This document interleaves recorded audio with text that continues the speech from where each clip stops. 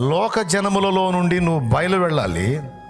ఆ జనముల చర్యలలో నువ్వు ఏకీభవించకూడదు. ప్రత్యేకింపబడిన జీవితాన్ని సాధన చేయాలి.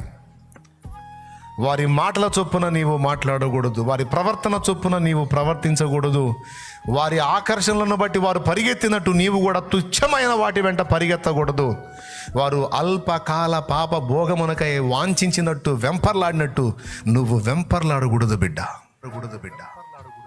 నువ్వు మిగిలిన జనములతో లెక్కింపబడకూడదు. నీవు నా స్వకీయ సాంపాద్యమో, నేను నా ప్రాణమును రక్తమును క్రయధనముగా ఇచ్చి కొనుక్కున్న నా సొత్తు నీవు ప్రత్యేకంగా ఉండాలి. ఒంటరిగా అయిన వాడు 1000 మంది అగు లేదా 10,000 మంది అగునంటే లోకానికి వేరై దేవునితో ఒంటరిగా గడిపేవాడు.